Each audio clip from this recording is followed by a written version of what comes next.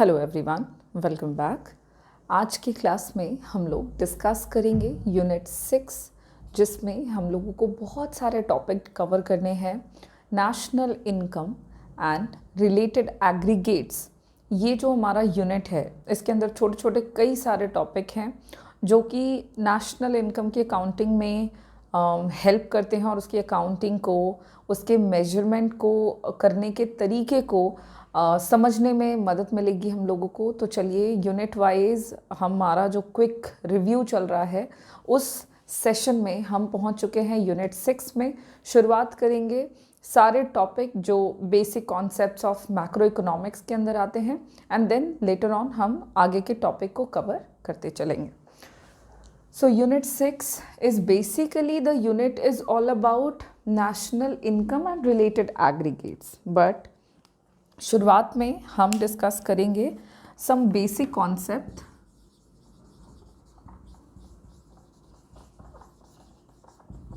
of macroeconomics. Macroeconomics से related कुछ basic concepts हैं और हमारी शुरुआत उसी से होगी आज। फिर हम धीरे धीरे आगे बढ़ेंगे। अब चूँकि मैक्रो इकोनॉमिक्स की बात कर रहे हैं तो पहले हम इसी के बारे में अब जान लेते हैं। मैक्रो इकोनॉमिक्स क्या? तो इकोनॉमिक्स के बारे में तो इसके मीनिंग को तो हम लोगों ने बहुत शुरुआत में ही डिस्कस किया है कि इकोनॉमिक्स एक सब्जेक्ट है जहाँ पर हम स्टडी कर रहे हैं अबाउट इकोनॉमिक एक्टिविटीज़ के बारे में, या फिर इकोनॉमिक्स में हम इकोनॉमिक प्रॉब्लम्स की स्टडी करते हैं। अब मैक्रो शब्द का मतलब होता है एग्रीगेट। एग्रीगेट बोल सकते हैं आप, या फिर आप बोल सकते हैं टोटल। टोटलिटी में जहाँ कहीं पर भी आप एग्रीगेट लेवल पर या टोटलिटी लेवल पर या टोटल लेवल पर स्टडी कर रहे हैं इकोनॉमिक एक्टिविटीज़ की, यानी इकोनॉमिक एक्टिविटीज़ की study at an aggregate level is refers to macro economics. Macro economics क्या है? तो इकोनॉमिक एक्टिविटीज़ की स्टडी अगर हम बड़े पैमाने पर करें, टोटलिटी पर करें, तो उसी को हम कहेंगे मैक्रो इकोनॉमिक्स। तो मैक्रो इकोनॉमिक्स में हम बात समझ गए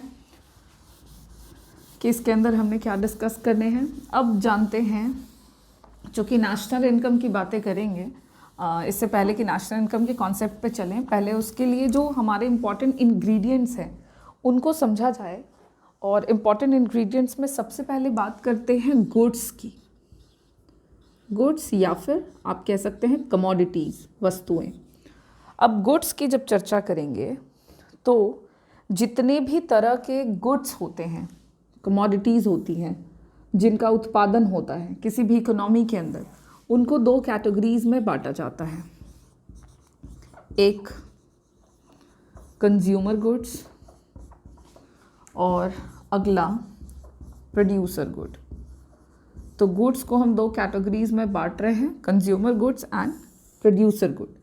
कंज्यूमर गुड्स की बात करें कि ये किस तरह के गुड्स हैं, तो कंज्यूमर गुड्स का मतलब हो गया वो सारे गुड्स, इस तरह के गुड्स में वो सारे गुड्स आएंगे, ऑल दोज गुड्स और you can say all those commodities जिनका इस्तेमाल किया जाता है या जो यूज़ किए जाते हैं, uses by, all those goods which are used by consumers. जिन वस्तुओं का इस्तेमाल उपभोक्ताओं के द्वारा किया जाता हो, मतलब कंज्यूमर्स जिनका उद्देश्य होता है अपने वांट्स को सेटिस्फाई करना। कंज्यूमर का एकमात्र उद्देश्य है और वो है अपनी ज़रूरतों को पूरा करना। तो अपने वांट्स को सेटिस्फाई करने के लिए जिन भी तरह के गुड्स एंड सर्विसेज, गुड्स का फ़िलहाल तो इस्तेमाल किया जाएगा बाय द कंज्यूमर्स, उन तमाम गुड्स को हम कहेंगे consumer goods. Again I repeat, goods का जिनको यूज़ किया जाता है, जो खरीदे जाते हैं या इस्तेमाल किए जाते हैं कंज्यूमर्स के द्वारा अपने फाइनल कंजम्पशन को पूरा करने के लिए, उस गुड्स एंड सर्विसेज को हम कंज्यूमर गुड्स कहते हैं। कंज्यूमर के द्वारा अपने वांट्स को सेटिस्फाई करने के लिए वस्तुओं का इस्तेमाल करना, मतलब उन वस्तुओं का इस्तेमाल करके दोबारा से कोई दूसरी वस्तु का उत्पादन नहीं किया जाएगा। तो फर्दर प्रोडक्शन के प्रोसेस में ये गुड्स एंड सर्विसेज तो काम में नहीं आने वाले हैं। इस तरह के गुड्स का इस्तेमाल किया जाएगा ताकि कंज्यूमर्स इनको खरीदें, अपनी ज़रूरतों को पूरा करें और अपने वांट्स को सेटिस्फाई करते हुए अपने सेटिस्फैक्शन को अचीव कर लेंगे। अब अगर कंज्यूमर गुड्स की बात करें तो इसके अंदर कई तरह के गुड्स आते हैं। जैसे कोई कंज्यूमर है, उन्होंने ख़रीदा चाय पीने के लिए, तो चाय जो हो गया वो कंज्यूमर गुड हो गया। किसी को ज़रूरत है कपड़ों की, उन्होंने कपड़े ख़रीदे, विंटर्स का मौसम है और लोगों ने क्लोथिंग आइटम परचेज़ किया, वुलन क्लोथिंग, किसी ने स्वेटर परचेज़ किया, जैकेट परचेज़ किया और परचेज़ करके उन्होंने उसको इस्तेमाल किया, तो वो सारे गुड्स जो हैं वो कंज्यूमर गुड्स आएंगे। अब क्योंकि इसके अंदर कई तरह के गुड्स आते हैं, इसलिए हम अपनी सुविधा के लिए जितने भी कंज्यूमर गुड्स हैं उनको फर्दर 2 कैटेगरीज में डिवाइड करते हैं ताकि इनके कॉन्सेप्ट को और बेहतर तरीके से जाना जाए। ड्यूरेबल गुड और दूसरे होते हैं नॉन ड्यूरेबल, जिसको आप कह सकते हैं perishable. Durable goods and perishable goods, ठीक है। कंज्यूमर गुड्स जिनका इस्तेमाल कंज्यूमर्स के द्वारा किया जाता है अपने वांट्स को सेटिस्फाई करने के लिए, उन गुड्स को कंज्यूमर गुड्स कहते हैं। और जितने भी कंज्यूमर गुड्स आते हैं उन्हें 2 कैटेगरीज में डिवाइड करते हैं, एक ड्यूरेबल और दूसरा पेरिशेबल, जिसको हम नॉन ड्यूरेबल गुड्स भी कह सकते हैं। ड्यूरेबल गुड्स का मतलब होता है वो सारे गुड्स, ड्यूरेबल गुड्स का मतलब हो गया वो सारे गुड्स जो लास्ट करते हैं फॉर लॉन्गर टाइम ड्यूरेशन। वो सारे गुड्स जो कि लंबे समय के लिए रहते हैं, टिके रहते हैं, टिकाऊ वस्तुएं, उनको हम ड्यूरेबल गुड्स कहते हैं। ड्यूरेबल गुड्स में टिके रहने वाले गुड्स कई तरह के हो सकते हैं, जैसे कि television set, TV sets, refrigerators, air conditioners, car, scooter, इस तरह के जितने भी गुड्स हैं, क्लोथिंग आइटम्स, ये सारे गुड्स आपके ड्यूरेबल गुड्स के एग्जाम्पल में आते हैं। आप यहाँ लिख सकते हैं टीवी, कार, क्लोथ्स, इस तरह के कई सारे गुड्स हैं जो कि लंबे समय तक टिके रहेंगे। टिके रहेंगे से मेरा मतलब है उनकी क्वालिटी चेंज नहीं होगी, ख़राब नहीं होगी और लंबे समय तक वो रहेंगे। इस तरह के गुड्स को हम ड्यूरेबल गुड्स कहते हैं। वहीं दूसरी तरफ बात करें दूसरे कैटेगरी के गुड्स की, which is called perishable. In other words, perishable को आप नॉन ड्यूरेबल गुड्स भी कह सकते हैं। तो पेरिशेबल गुड्स का मतलब हो गया जो लंबे समय तक के लिए टिके नहीं रहेंगे, यानी कि वो गुड्स जो लास्ट करेंगे फॉर शॉर्ट टाइम पीरियड या शॉर्टर ड्यूरेशन ऑफ टाइम। वो सारे गुड्स जो शॉर्ट टाइम पीरियड के लिए टिके रहें, जो कम समय के लिए काम में आएंगे या जिनकी क्वालिटी है वो कम समय तक के लिए ही बरकरार रहेगी, उन गुड्स को हम पेरिशेबल गुड्स कहते हैं। इस तरह के गुड्स की कैटेगरी में भी कई तरह की चीज़ें आती हैं। इनका भी इस्तेमाल कंज्यूमर अपने कंजम्पशन एक्टिविटीज़ को पूरा करने के लिए ही करते हैं।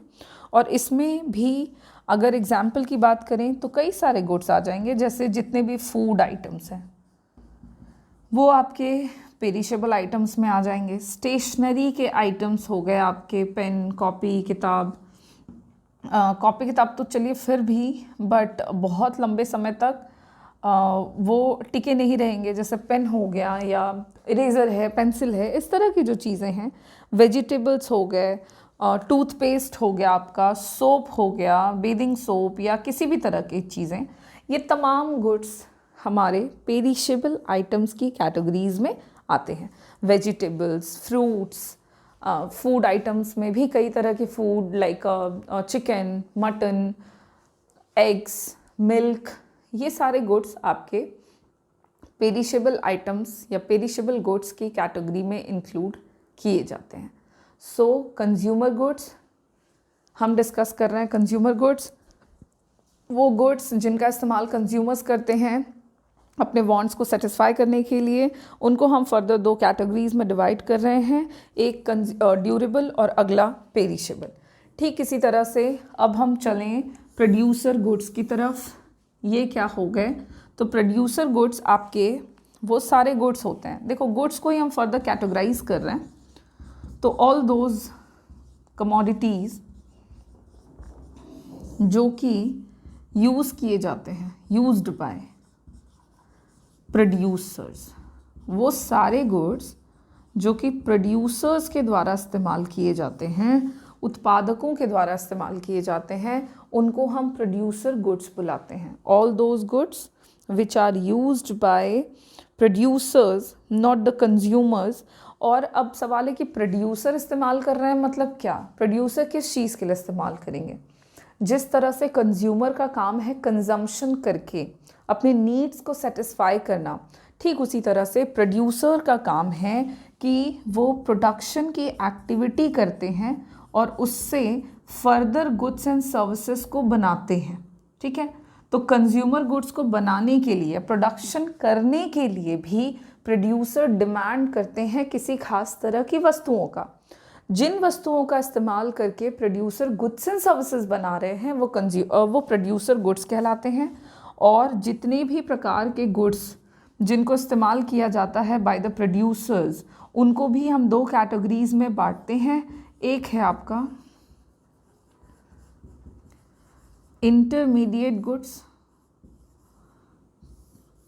पहला आपका हो जाएगा इंटरमीडिएट गुड्स, और दूसरा आपका होता है कैपिटल गुड्स। जिन वस्तुओं का इस्तेमाल करके किसी अन्य वस्तुओं को बनाया जाए, वैसे गुड्स को 2 भागों में बांटते हैं, intermediate goods and capital goods.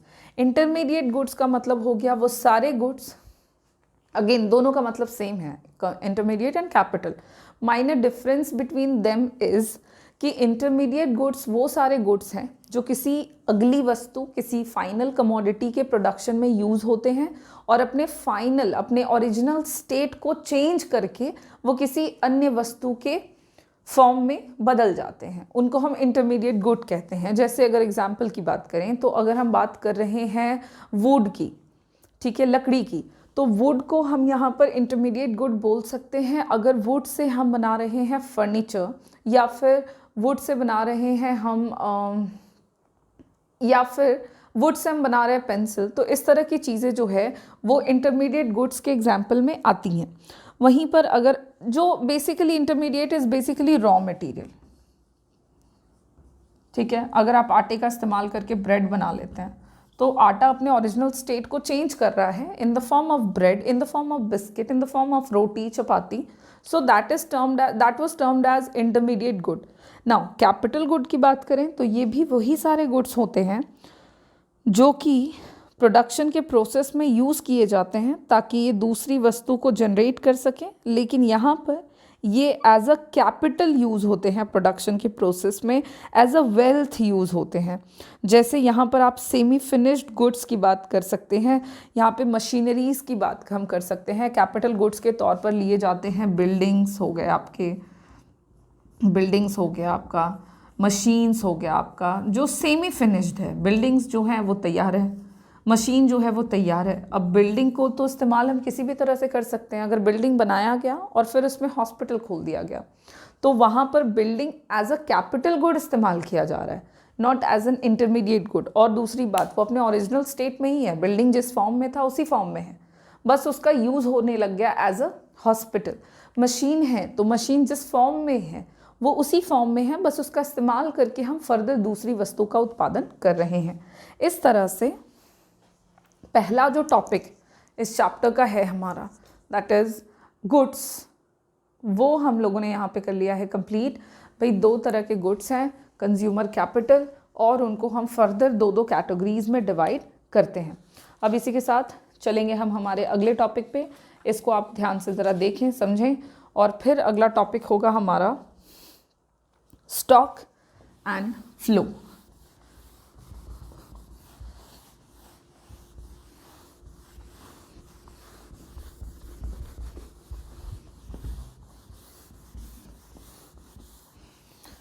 तो गुड्स के केस में अगर हम स्टॉक की बात करेंगे, फ्लो की बातें करेंगे, तो स्टॉक किसको कह सकते हैं, फ्लो किसको कह सकते हैं, ये जानना है हमको। और हम लोगों ने ऑलरेडी पढ़ रखा है कि स्टॉक का क्या मतलब है, फ्लो किसे बोलेंगे।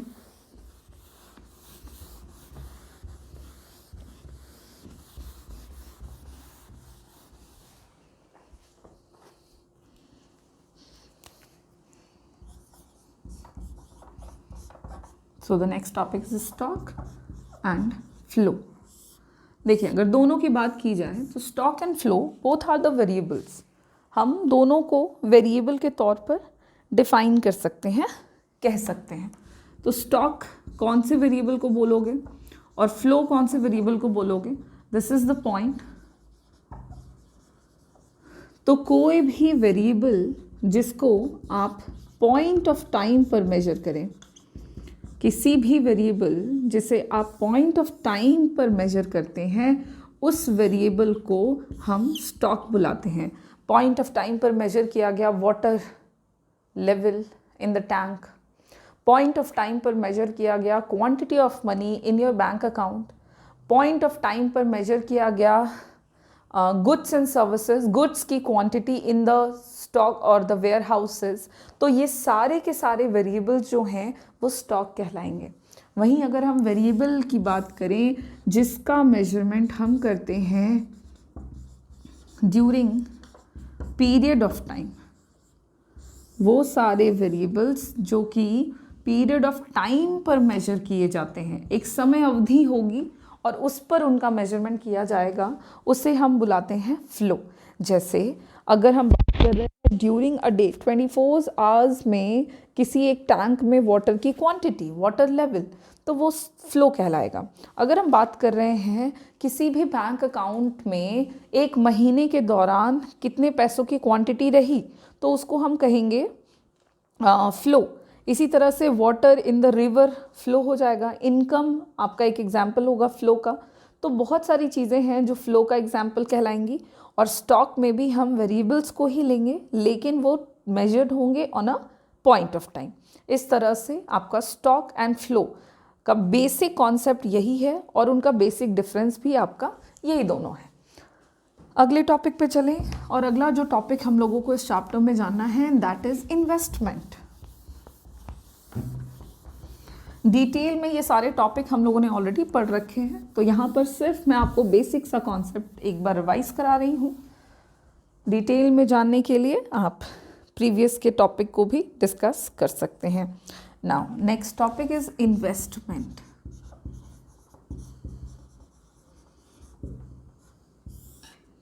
भाई इन्वेस्टमेंट क्या होता है, निवेश जिसे हम हिंदी में कहते हैं। तो इन्वेस्टमेंट एक प्रोसेस है जिसकी मदद से क्या किया जाता है, कैपिटल फॉर्मेशन किया जाता है। Investment is a process of capital formation. पूंजी संचय की प्रक्रिया को हम निवेश कह सकते हैं। आप इसको ऐसे भी बुला सकते हैं, या फिर आप बोल सकते हैं इन्वेस्टमेंट, इसको दूसरे शब्दों में कहा जा सकता है कि इन्वेस्टमेंट एक प्रक्रिया है जिसकी मदद से हम इंक्रीज करते हैं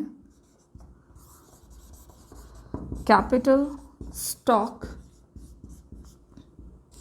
किसी भी इकोनॉमी के अंदर। किसी भी इकोनॉमी के अंदर पूंजी संपत्ति में बढ़ावा भी एक तरह से निवेश कहलाता है। तो इन्वेस्टमेंट को डिफाइन करने के कई तरीके हैं, इसके मीनिंग को समझने के कई तरीके हैं। आप इसको इनमें से कोई भी एक तरीका इस्तेमाल करके इन्वेस्टमेंट के कॉन्सेप्ट को याद रखेंगे और समझेंगे।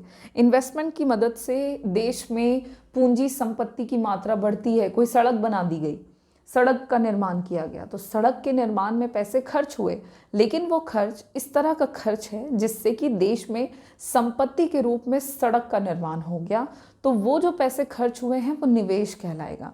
या फिर कैपिटल फॉर्मेशन का प्रोसेस है का मतलब है कि अगर कहीं कोई इंडस्ट्री लगा दी गई, अब इंडस्ट्री का सेटअप हुआ है तो उसमें जो इन्वेस्टमेंट हुआ है वो कहलाएगा, उसमें जो पैसे खर्च हुए हैं वो इन्वेस्टमेंट कहलाएगा, क्योंकि इंडस्ट्री से फर्दर प्रॉफिट मिलेगा, लाभ मिलेगा और उससे दोबारा पूंजी के संचय में, यानी कि पैसों को हम वापस से जमा कर सकते हैं। अगर हम अपने शब्दों में मोटा मोटी कहें तो कैपिटल फॉर्मेशन का मतलब तो वो होगा। इस तरह से इन्वेस्टमेंट का कॉन्सेप्ट ये है। अब बात करें टाइप्स ऑफ इन्वेस्टमेंट कितने हो सकते हैं, तो 2 तरह के इन्वेस्टमेंट हम लोगों को इस यूनिट में, इस चैप्टर में मैक्रो इकोनॉमिक्स के कॉन्सेप्ट में जानना है। एक आपका हो जाता है फिक्स्ड इन्वेस्टमेंट और दूसरा आपका कहलाएगा इन्वेंट्री इन्वेस्टमेंट। सो इन्वेस्टमेंट के अगर हम टाइप की बात कर रहे हैं तो हम इसके टाइप को 2 पार्ट्स में कैटेगराइज कर सकते हैं। एक फिक्स्ड इन्वेस्टमेंट जो कि यूजुअली सरकार के द्वारा किया जाता है ना फिक्स्ड क्वांटिटी, और दूसरा होता है इन्वेंट्री इन्वेस्टमेंट जिसको प्राइवेट सेक्टर भी कर सकता है, गवर्नमेंट भी कर सकते हैं, लेकिन इन्वेंट्री इन्वेस्टमेंट जो है वो इन्वेंट होता है, ऐच्छिक होता है।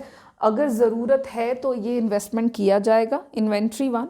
और फिक्स्ड इन्वेस्टमेंट का ऐसा है कि वो इन्वेस्टमेंट जो है वो फिक्स्ड है, एसेट के तौर पर सरकार को हर एक अकाउंटिंग ईयर में करने की ज़रूरत होती है, तो वो आपका फिक्स्ड इन्वेस्टमेंट कहलाता है।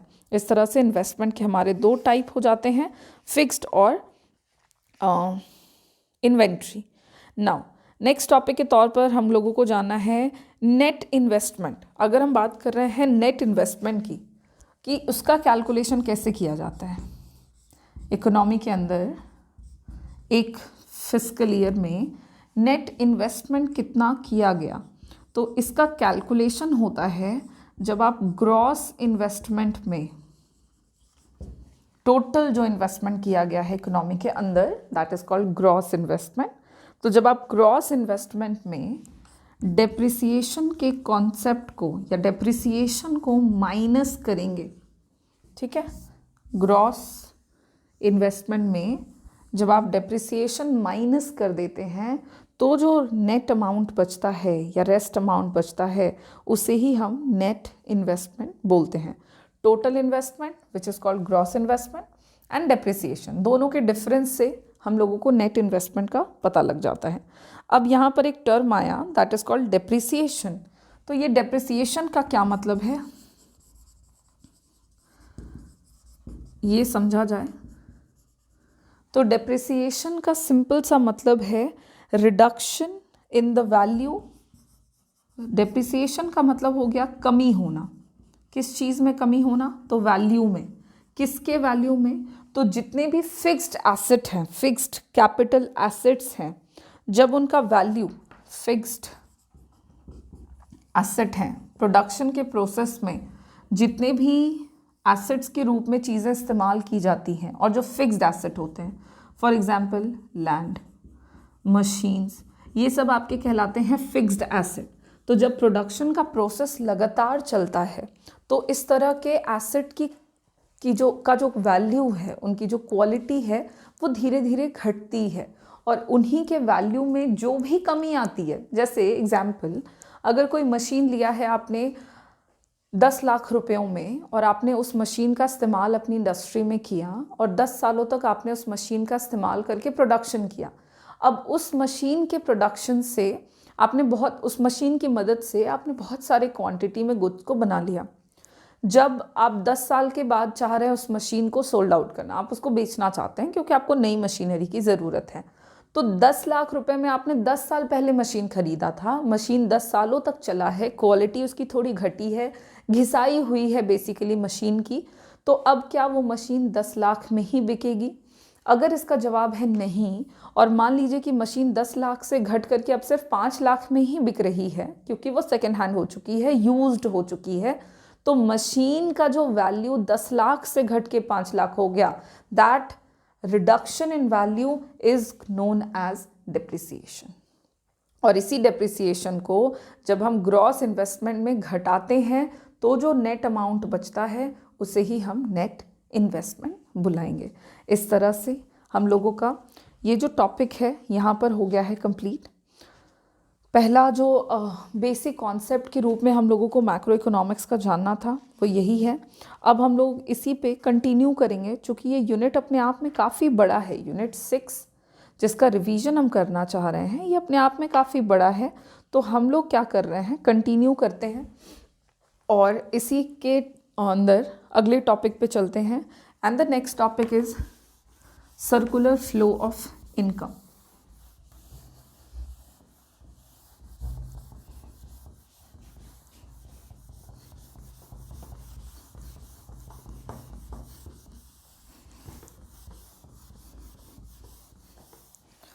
एक वीडियो क्लास में यूनिट 6 के कंप्लीट टॉपिक को कवर करना थोड़ा सा मुश्किल होगा, क्योंकि यूनिट 6 थोड़ा सा बड़ा है। तो हम अकॉर्डिंग टू द लेंथ भी वीडियोस के नंबर्स को थोड़ा सा चेंज कर सकते हैं। एक में नहीं होगा कंप्लीट तो हम 2 में कंप्लीट कर लेंगे और इस तरह से रिवीजन हम करेंगे। मैं कोशिश करूँगी शॉर्ट में ही निपटाने की, बट अगर एक में नहीं हो पाता है तो मैं अगले में भी मूव कर जाऊँगी। और अब चलते हैं अगले। बेसिकली हम some basic concepts of macro economics से आगे बढ़ चुके हैं and now we are moving on the next chapter which is circular flow of income. Macro economics के बेसिक कॉन्सेप्ट में हमको यही जानना था। अगला जो टॉपिक रहेगा वो है सर्कुलर फ्लो ऑफ इनकम। ठीक है, अब क्योंकि यही टॉपिक है तो सबसे पहले जाना जाए कि सर्कुलर फ्लो ऑफ इनकम होता क्या है, सर्कुलर फ्लो ऑफ इनकम का मीनिंग क्या है। तो जैसा कि आपको देख कर ही टॉपिक को समझ में आ जाएगा, circular flow of income is basically a concept जिसमें हम देखते हैं किसी भी इकोनॉमी के अंदर इनकम का फ्लो कैसा है, one sector to another sector. Income का जो भी फ्लो है एक सेक्टर से, एक क्षेत्र से दूसरे क्षेत्र की तरफ, उसी को हम सर्कुलर फ्लो ऑफ इनकम बुलाते हैं। सो एक कंटिन्यूअस फ्लो होता है प्रोडक्शन का, इनकम का और एक्सपेंडिचर का। ठीक है, सर्कुलर फ्लो ऑफ इनकम के मीनिंग की बात करें तो it is a continuous flow, लगातार एक प्रवाह चलता रहता है। किस किस चीज़ का? सबसे पहले तो प्रोडक्शन का, क्योंकि उत्पादन एक मुख्य आर्थिक क्रिया है, तो उत्पादन की प्रक्रिया होती रहती है। उत्पादन की प्रक्रिया के होने से इनकम जनरेट होता रहता है। प्रोडक्शन की एक्टिविटी होती रहती है तो उससे इनकम जनरेट होता रहता है, और इनकम के जनरेट होने से लोगों के पास जब पैसा आता है तो लोग उस पैसे का इस्तेमाल करके फर्दर खर्च करते हैं, एक्सपेंडिचर करते हैं। इनकम आ रहा है, खर्चा भी करते जा रहे हैं। कई तरह के खर्चे हैं, डिटेल में आगे जानेंगे। तो ये जो है खर्चा कर रहे हैं, फिर खर्च कर रहा है कोई बंदा, इनकम कमाया, उसी से उन्होंने वापस से इन्वेस्टमेंट कर दिया जिससे वापस प्रोडक्शन हुआ, फिर प्रोडक्शन होगा, फिर इनकम जनरेट होगा, फिर से इनकम आएगा, फिर एक्सपेंडिचर होगा, और एक कॉन्टिन्यूअस फ्लो, एक लगातार होने वाला प्रवाह, बिना रुके एक प्रक्रिया जो है वो चलती रहती है। और इसी प्रक्रिया को, इसी कॉन्टिन्यूअस फ्लो को हम कहते हैं सर्कुलर फ्लो ऑफ इनकम। क्या है सर्कुलर फ्लो ऑफ इनकम? एक कॉन्टिन्यूअस फ्लो है। किस चीज़ का? इनकम का, प्रोडक्शन का, इनकम का और एक्सपेंडिचर का। इसको सर्कुलर फ्लो इसलिए भी कहते हैं, सर्कुलर का मतलब हो गया गोलाकार। इसको सर्कुलर फ्लो इसलिए कहते हैं क्योंकि ये लगातार होता रहता है, कहीं पर भी इसका कोई एंड नहीं है। There is no end and there is no beginning also. मतलब एक बार अगर शुरू हो चुका है तो फिर ये चलता ही रहेगा।